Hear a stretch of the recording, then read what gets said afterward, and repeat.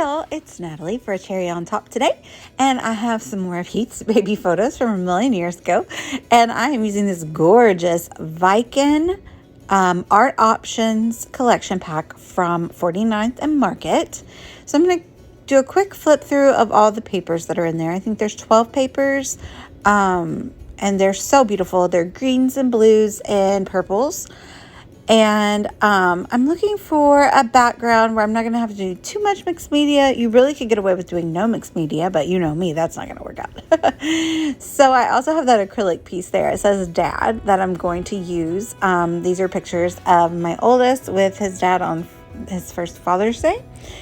And I am just trying to decide what background I want to use right now.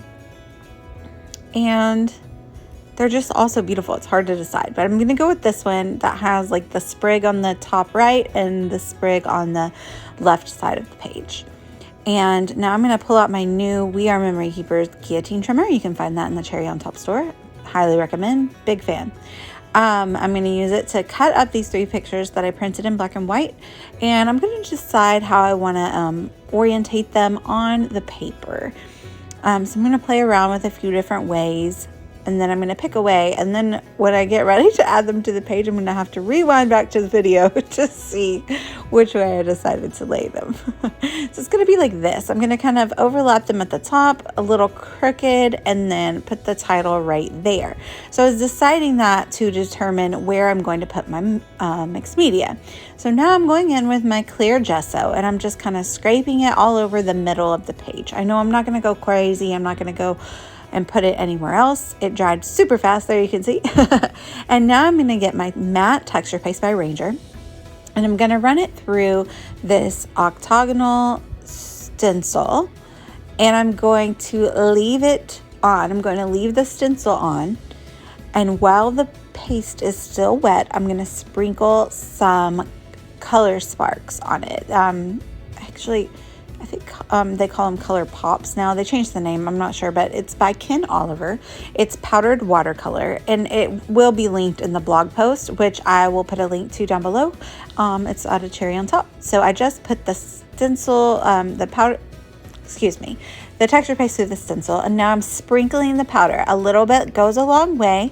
It's very pigmented and a little bit messy if you let it be.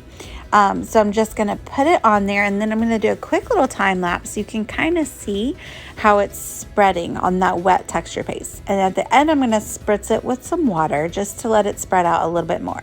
And then when I remove the stencil, it's just pixelated on the texture paste. And I really love that look.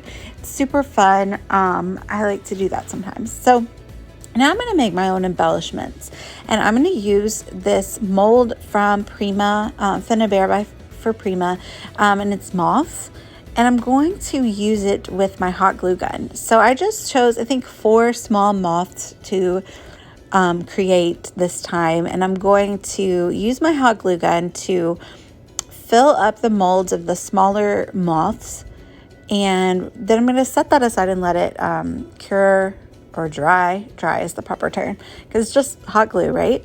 And I'm going to create my own little, like, almost acrylic type embellishments, but yeah, they're going to be really dimensional, and I can make as many as I want for my page in whatever colors I want. So this is a fun way to add embellishments to your page. And these molds are super fabulous, very nice, and they also are food safe if you wanted to create something for like a cake top. So those I set aside and let them dry fully, and now I'm just using my scissors to trim them up, because you know when you like hot glue something and it has like the little strands of glue, little glue boogers, if you will. That's what I'm trimming off the glue boogers. That's gross.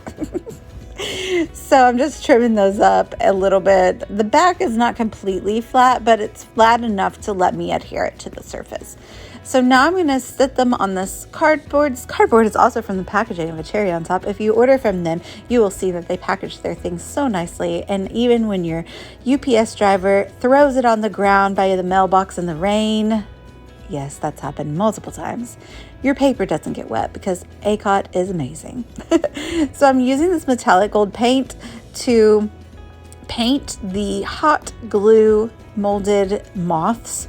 I'm going to let them dry. And now they're dry. Magic. Now I have this old white matte wax by Finnabair as well. And I'm just going to like rub it on to these. And so it kind of goes in the grooves. It makes the gold like calm down a little bit, but it also really makes the detail of the mold stand out. And also it smells really good. I don't know like that we should be going around sniffing all of our art supplies, but this one, I love the smell of this wax. I don't know why. I know that's kind of weird, but I am who I am, and the wax smells good. So I'm just going to use my fingers to rub it really good into the little crevices of the moths so you can see the nice definition on the embellishments. And now I'm remembering where to put those photos. I definitely had to rewind and look at my video, but that I landed at the right spot. I have this nice little acrylic piece that's just for my stash, and it says Dad, and it's in hunter green. And then the next embellishment is going to be those foliage from some Tim Holtz die cuts. They're called garden foliage, and I die cut them in navy blue and then a gold champagne glitter cardstock. And then I stuck some of those 3D foam dots on the back of the photos, and I used those to adhere the photos to the page. And now I decided I need a little more on the back. So I want the gold to come from the background so that it won't kind of be like random when I put it on the page as far as like the moths and in the other embellishments. So I am using that same acrylic paint and I just added some water to it and watered it down, and I'm going to do some heavy splatters. I just didn't want it to get on the faces of the photos. It actually got on some of the photos, and I don't hate it. It's kind of cool. I just didn't want it on their faces. So there you can see a little bit metallic on that background. It will just help tie into the gold elements that I'm going to place around the page. So I'm going to tuck in some of those foliage pieces, and then I'm going to use those as anchors for the moths. My title is going to be First Time Dad, so I'm using these splendid mini thickers from Paige Evans. There is a gold set on there, so I'm going to use gold for the words first time. And they stick really well because they're foam thickers, and so they will stick nicely on top of that texture paste in the middle of the page. I do use my glossy accents to stick down that acrylic title piece as well as the moths, because they're all very dimensional and a little bit heavy as far as the scrapbook layout is concerned. So glossy accents will make sure to hold those onto the page very nicely. I'm going to link down below with the blog from A Cherry on Top, as well as my affiliate link if you would like to go grab the Viking collection or a mold from Prima. I know they have a lot of really beautiful ones in the store right now, or any of the other fun things you see me using today. Let me know if you have any questions. I love comments on my videos, so please comment. Let me know what you want to discuss. We will talk about it. Let me know if you have any questions. Let's see. The last way that I'm going to embellish this page, and it didn't require much because there's a lot going on in the beautiful background, right? Is I'm going to use the fussy cut element page that comes in the collection kit.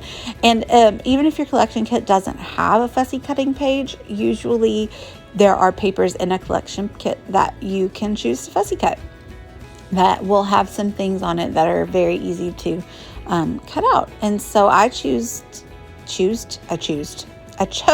use the element page you can see right there, and I had some tickets, so I just chose some navy blue tickets, and they're pretty solid, and so I'm going to tuck them behind the 3 photos, and it just kind of gives the eye a place to rest, and it breaks up all the foliage from the elements on the back of the background paper as from the die cut elements. There's a lot of foliage going on, which I think is beautiful, but it just gives the eye a place to rest with those solid color pieces. So that's going to wrap that up. Thank you guys so much for watching. Check out the links down below if you would like to go visit a Cherry on Top store. And thank you guys so much for watching. Please like and subscribe. Have a great day. Bye.